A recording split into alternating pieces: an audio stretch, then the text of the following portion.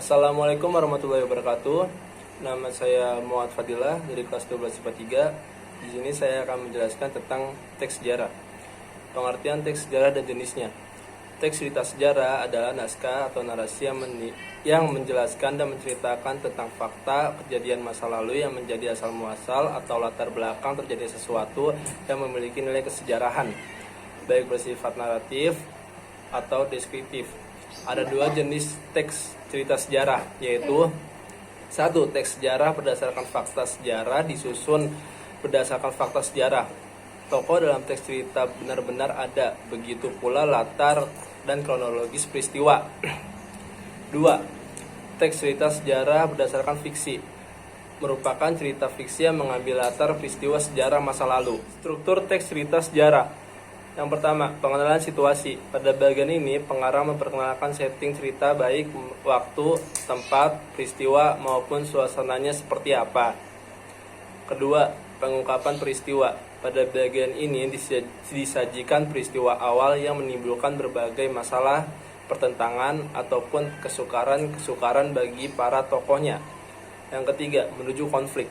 Terjadi peningkatan perhatian bias berupa kegembiraan, kehebohan, ataupun keterlibatan sebagai situasi yang menyebabkan bertambahnya kesukaran tokoh.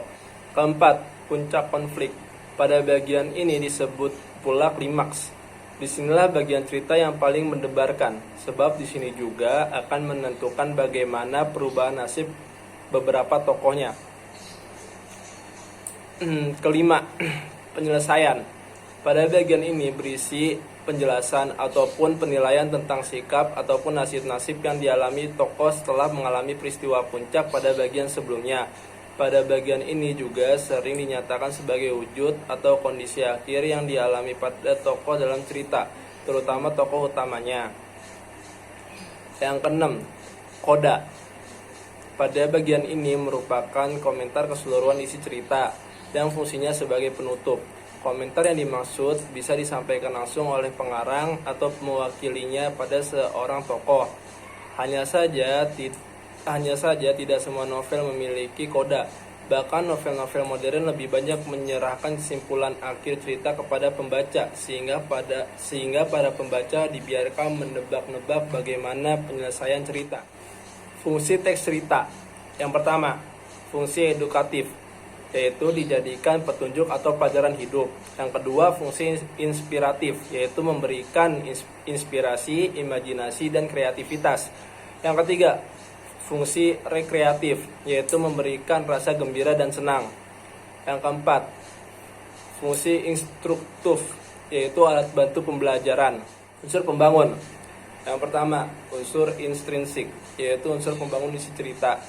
Yang kedua, unsur ekstrinsik, yaitu unsur pembangun cerita sejarah dari luar. Nilai-nilai teks cerita sejarah. Yang pertama, nilai budaya, yaitu nilai yang dapat memberikan atau mengandung hubungan yang mendalam dalam suatu masyarakat, peradaban, atau kebudayaan. Yang kedua, nilai moral, yaitu nilai yang dapat memberi pertuah atau ajaran yang berkaitan dengan etika atau moral. Yang ketiga, nilai agama, yaitu nilai dalam cerita yang bersumber atau mengandung keagamaan atau religi.